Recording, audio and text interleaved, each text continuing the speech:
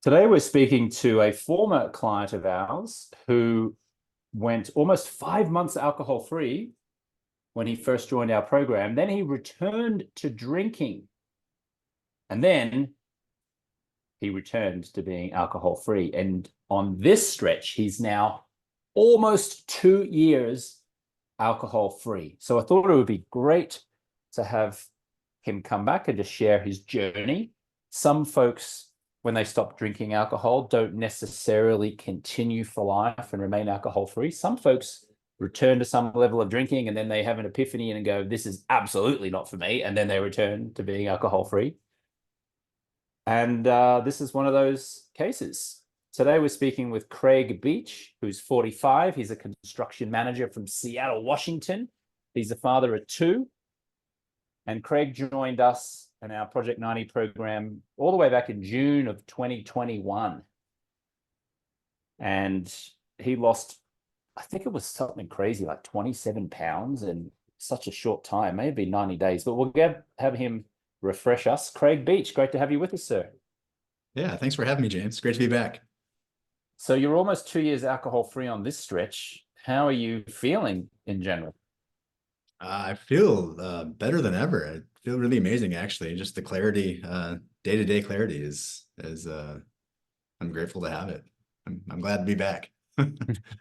So tell us a little bit about yourself. What do you do? Where do you live? And yeah. So I live in Seattle. I'm a construction manager on naval bases, so federal contracts, doing maintenance and infrastructure type projects. I have two kids, 15 and 16. So I'm every other weekend kind of a dad. So we stay busy there doing that, doing all kinds of fun stuff up here. Personally, I snowboard. I'm kind of a seasonal guy. Snowboard. I whitewater, kayak, raft, hike, just kind of everything Pacific Northwest. So I stay awful busy in my free time. And you joined us in Project 90, like I referenced there, all the way back in 2021 in June. Why did you join us then at the time? What was going on in your life back then? So at that time, I was going through a divorce, and there was some alcohol abuse in that divorce on both sides around that marriage, and so I just wanted the clarity, just to kind of figure out next steps in life. Did I want to continue with that, and try and make that work, or did I want to go a different route? And so ultimately, that was the clarity that I wanted, and I decided to step away, to move on, go a different direction in life. But that was the main reason I joined your P90, way back in 21. Was there a rock bottom moment or rock bottoms, plural? Um, no, mainly for me, it was sleep. It just alcohol really disrupted my sleep. And so it didn't matter if I was drinking just a glass of wine or a few beers or a bottle or two of wine. I'd be in bed for 9 hours and I'd wake up just feeling miserable. And so that I was prioritizing sleep and I wanted to get better sleep. And so that was ultimately why I wanted to have that to get that clarity, to sleep well. But then you lost an incredible amount of weight over a certain amount of time as a result of not drinking, right? How much weight did you lose? And you went from what weight to what weight? I did. So originally I went from something like 225 when I started, and I was down into the mid 190s. At the end of the 90 days, I did end up gaining some back when I started drinking again, but I'm actually down to about 180 now. So I've lost even more weight, in better shape, and life's good. So overall, I'm down about 45 pounds, 47, somewhere in there. So you lost 27 pounds in 90 days. That's a lot.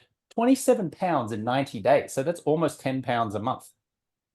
That was, and the transformation, just doing like the video selfie check-ins or whatnot on Marco Polo. I mean, you could see it happened so quickly. You could see and track it. Like, wow, that was only 90 days. Like I looked like a different person after that.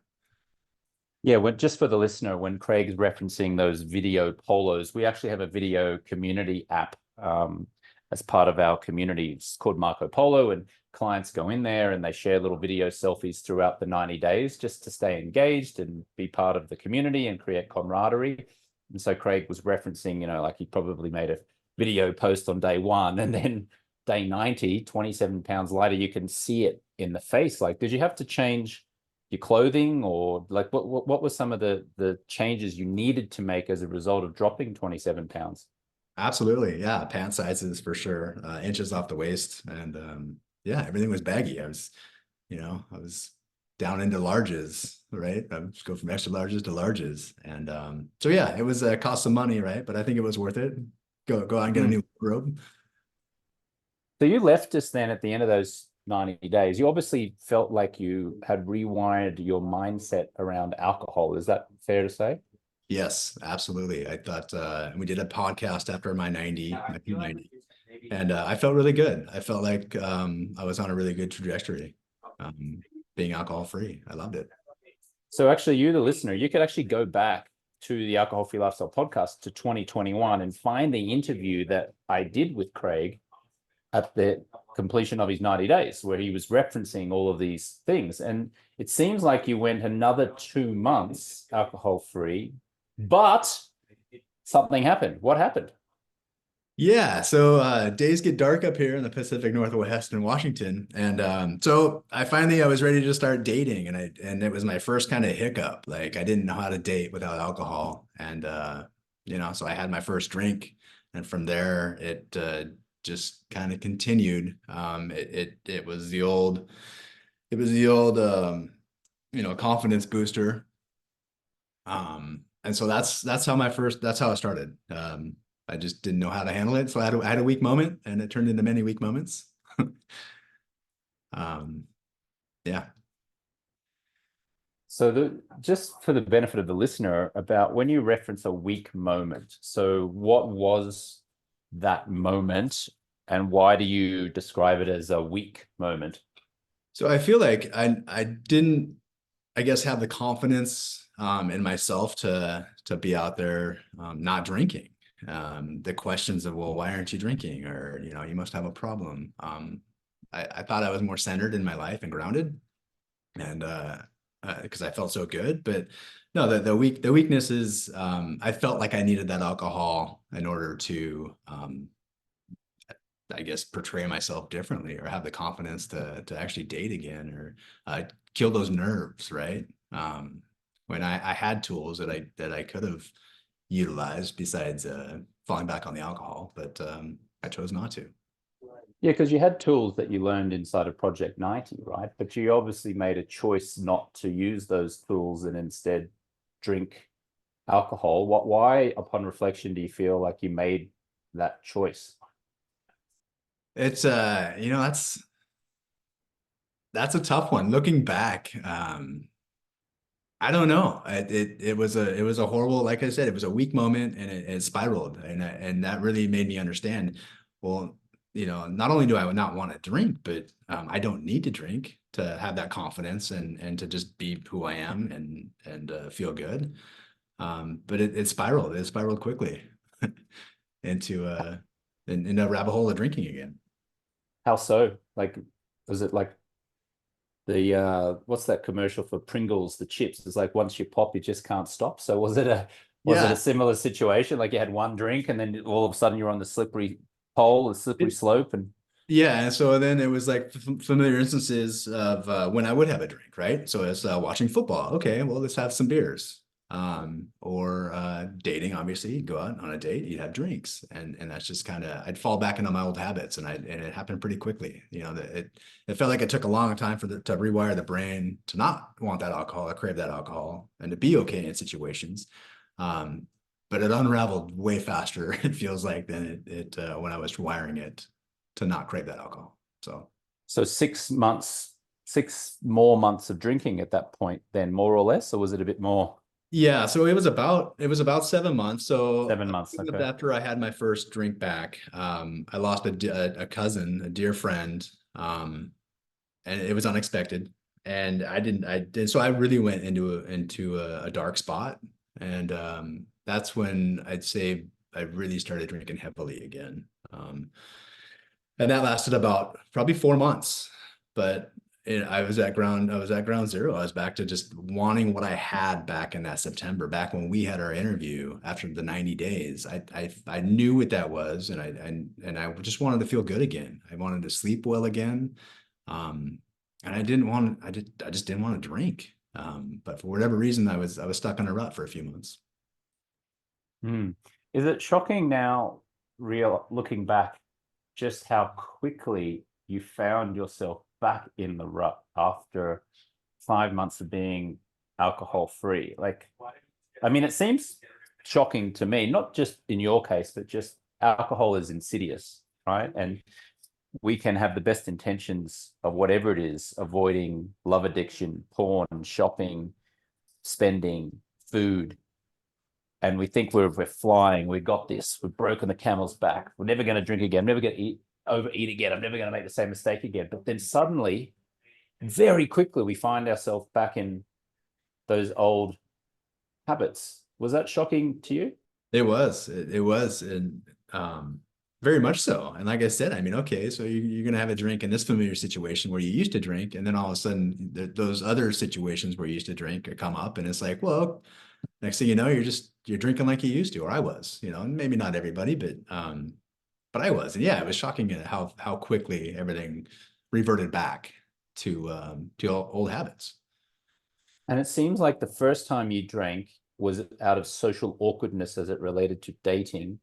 And then when your cousin sadly passed, you then were using the alcohol to what you thought would cure your discomfort, or to at least to help you through the discomfort and the grief, I would submit, from losing your cousin. Is that right? Absolutely, yeah, it was a coping mechanism, and that's when the drinking got heavier. Uh, the first couple months back, I didn't drink every day, and it wasn't a problem, right, in my mind. But then something catastrophic happened in my life, and I couldn't cope, and that's when it really got dark for 4 months or so. Were you ever telling yourself, when you were moderating and you were convincing yourself that you had it under control, did you ever feel bad about having gone through, our Project 90 process and then returning to drinking? Or were you going, oh no, that Project 90 experience was great because now it taught me to control it, it taught me to moderate it? Or were you kind of going, I'm feeling a little guilty here, actually, I probably shouldn't be doing this, but it's not too bad, I'll just keep doing it? Right. I think at first that was that. Well, I just wanted to go 90 days, and I went 5 months. So I actually did better than I thought I might, right? Or I got what I needed from P90. But then as it progressed, like I was saying, I remember how good I felt, and how much I thought I had it beat, and I was just back in the struggle again. And at that point, I knew I'd made a mistake. Like, this isn't who I am. This is not who I want to be. Um, and I was grateful. I knew the tools that I need. I had the tools, right, from P90. I had them all at my disposal. Um, I just had to rewire my brain again, and make it happen. And I finally did. So Mm. When you drank again, did you put some of that weight back on? Like, what were some of the I did. physical consequences of returning to drinking? I did. So I went back up to, gosh, I probably gained 20 pounds back. I was back up to Wow. So you started 250. drinking again and you put on 20 pounds just like that. Yeah, I mean, it was, it compounds. It's the sugars and the alcohol, but it's the eating habits too. Like, the eating habits went downhill, and yeah, I was back up to like 215. I think when I quit drinking this time, so almost 2 years ago. That's a yo-yo, right? That's up and down, and Yeah, man, and it's like a domino. You start drinking again, and then that leads to poorer eating habits, which leads to you losing, it leads to weight gain. You stop drinking alcohol, it's the same effect. The domino falls the other way, and now it improves the eating, probably gets you moving a lot more, gets you sleeping better, gets you metabolizing things better, which loses the weight, and you feel more energetic and happy, right? right. Absolutely. So Yeah. either way, alcohol's a domino, right? Like when you drink alcohol, this is what's going to happen. You stop drinking alcohol, here's what's probably going to happen in a positive way. Right. Yeah. And I'm so outdoorsy, when I put on that much extra weight and that amount of time, it's just, I can't do what I want to go do. and push myself in the outdoors. And so, yeah, it's mentally draining, and it's, you know, physically. So yeah, no, I'm in a good spot, man. It's gonna keep moving more and more. And A lot of our successful clients, and by successful, I mean folks who have quit alcohol for at least 90 days and now they're living an alcohol-free lifestyle and they're feeling great. There might be 15 months alcohol-free, at 2 years. You're almost 2 years now on this stretch, 3 years, 4 years, 5 years. A lot of them say moderation is a myth. Moderation is a myth. Because a lot of clients ask us, can I do moderation? Should I do moderation? What's the thought about moderation? Is it possible? Is it not possible? What's your viewpoint now? Because you've attempted moderation and had the results of that. And you've also experienced complete abstinence and you've experienced that. So what's your view on moderation? So when I was doing P90 in our first podcast, I wanted drinking to be like smoking. I quit smoking 14 years ago. I just wanted it to be something I didn't do anymore. So obviously no moderation there, just done. I thought I had a beat. And so that's where I'm at now. For myself, I think moderation is a horrible idea. I don't think you need it, because I think ultimately alcohol is just bad for you, right? It's like cigarettes. It's just not good for you. So why would you even want to moderate it? That's just me. That's my opinion. Some people seem to be able to moderate. But no, I don't, for me, it's not possible. And I don't want to do it because it's not good for me. It's a poison. Mm. I don't. That's how you feel about it now. You're almost 2 years alcohol free. Did you also feel that way to a degree right before you started drinking again after 5 months alcohol free? Absolutely. Yeah. And so it was there. So I think it just depends on how people use alcohol. For me, moderation will never work. And that's what this all taught me, right? I mean, one thing, if I'm moderating, something big might happen in my life. In order to deal with it, whatever's going on in my life, I might head down that hole again. Um, so personally, life's so good without it. I don't see myself taking that chance again. I don't need it. Every time I smell it, it's kind of like a cigarette. It's just gross, and I can smell so much better now. And no, it's just a turnoff. It takes me back to like something like just nasty. It's how it makes me feel, like exhausted, and it's this trigger in my mind that I know I won't drink again.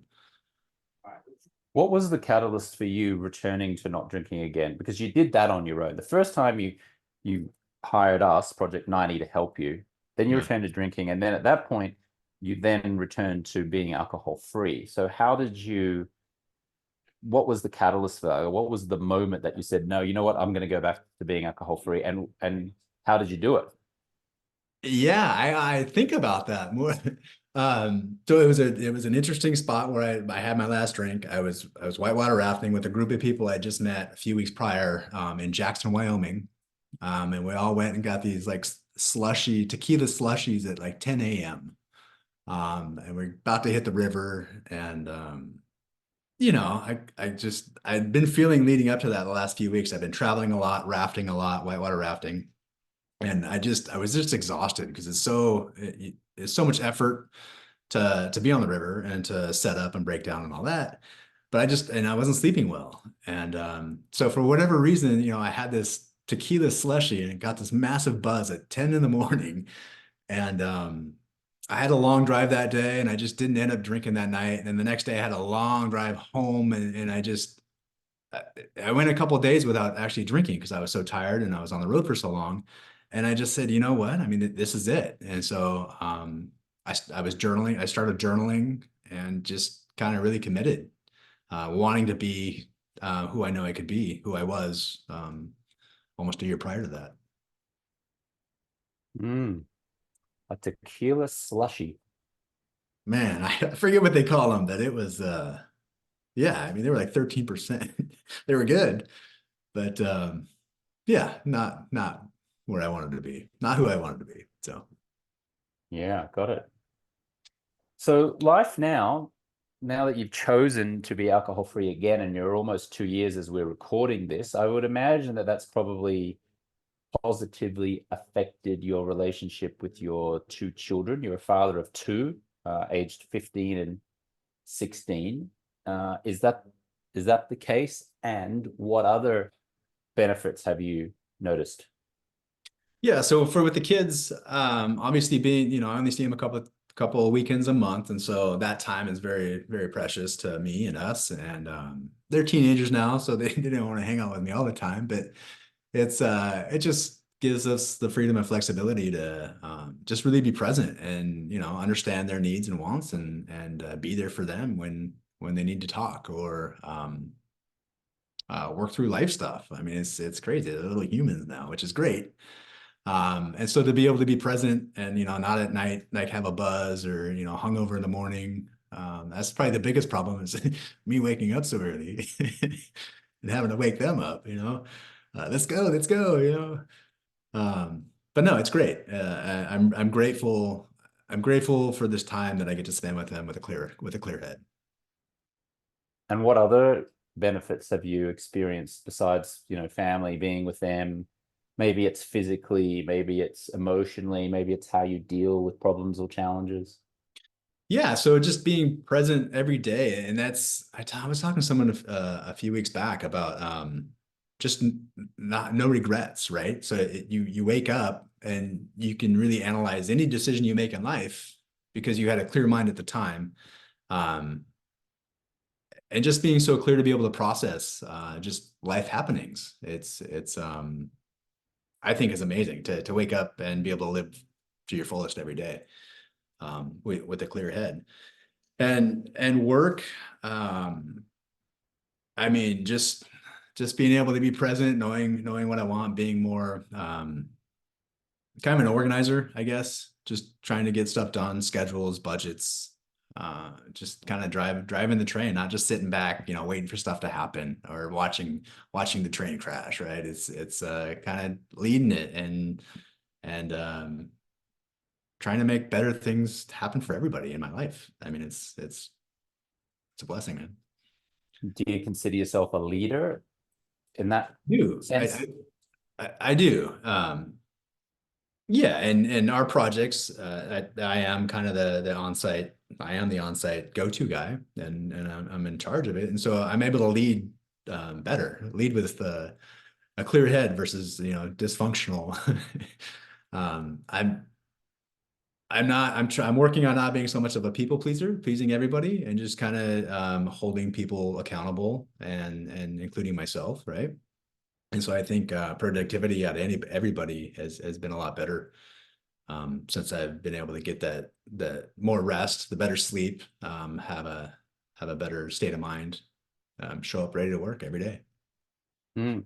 Were there any other habits that you changed as a result of being alcohol free the last couple of years? Like, were there any other programs or things that you did in terms of personal development or leadership or anything like that? Or have you just being alcohol free was enough? No, it's pretty much alcohol free. I joined kind of a men's group this year, just kind of get together and it's an online Zoom type of a deal, just to kind of help men navigate life and try and try and maximize your potential. Um, to each their own. I know some of us don't always go after what we want, and so it just kind of little nudge, and so that's been fun. That's been eye opening in some instances, and that just started this year. Um, but other than that, I fall back. James, I do gratitude 20. I probably do 5 days a week, I would say, Mm. which is an amazing resource. I think the number one resource I took from P90, just because I do it in the morning and to sit there and write down what you're grateful for and to think about it first thing, it's hard to walk out the door and have a bad state of mind. And so that just works for me. And again, it's I'm trying to do 7 days a week. I don't beat myself up, but it's probably 5 days a week. Mm. I've been journaling. I know that when I get pent up a little bit, a journal is something I really need to go back to. And so I write. I write quite a bit as well, which is another tool that um, I began utilizing again out of P90. And so those just kind of keep me centered and grounded and with, try and keep a smile on my face, right? For the listener who may not understand what Craig's referencing, we have this thing called the Daily 20, and we have our clients write down 20 things that they are grateful for each and every day that they are inside of our 90-day stop drinking process.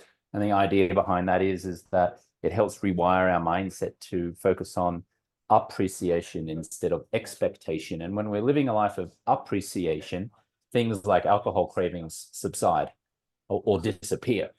A lot of the times folks are drinking because they feel discomfort. In Craig's case, it was, his cousin sadly passed.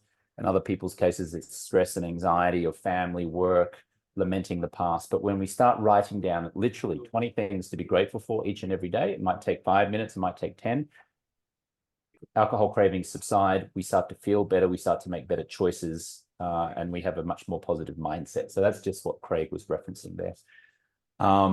Craig, I'd love for you to consider joining us in our leadership program. I won't pitch you on it now, but I think you'd be a great addition to our leadership community, because our leadership community now, it's what's life look like beyond alcohol. And so we talk about peak performance and optimization, and now we go back and we mentor a lot of our new clients who are coming through. By mentor, I mean just give them encouragement, advise them what worked for you, and it's a great opportunity to give back. At least that's what our leadership clients have spoken about. And given that you were so proactive in wanting to do this update and share that publicly that you returned to drinking and then you returned to being alcohol free, you embody that type of leader. You're already embodying the leader. It's not always about saying I'm perfect because of this. It's acknowledging where maybe you felt like you've gone backwards and then had an epiphany and then moved forward again. Does it feel like that for you? Yes, absolutely. It's being strong enough in mind to realize what you want and need, and to get back there. And I would love to learn more about your leadership, and yeah, it's definitely something I'd be interested in doing. Yeah, we'll talk about that when we get off the call here. Anything you want to just tell the listener who's maybe listening and is pondering an alcohol-free lifestyle, whether it's engaging our services at Project 90 or whether it's them attempting to do it on their own? Is there anything that you've learned from this journey that you might want to share with our listener? Yeah, I mean, I remember four or 5 years ago, listening to these podcasts and just wanted the inspiration, and wanting to get off the bench and do this. And I got so much more out of going alcohol free. And I needed something like your program to do it. And, I can't say enough good things about it, and the support and the community that you provide and put together. But life, I mean, it's true. Life, it's not, at some point, it's not about being the alcohol free. It's about how good you're going to be in your life and some of these tools. And man, if you're on the bench and you really need to get alcohol free, it's go for it. It's amazing. It's go out there and be an inspiration. Mm. Well, you've certainly been an inspiration in sharing your journey, and I appreciate that it hasn't just been you quit and you stayed quit. It's you quit, then you returned to drinking, and then you quit again. And that is so valuable to our listeners. So thank you for that. I appreciate you. Yes. Thank you, James. All right, Craig. Craig Beich, 45, from Seattle, Washington. And to you, the listener, thank you so much for listening. I hope you enjoyed this conversation, and we will catch you on the next one. See you.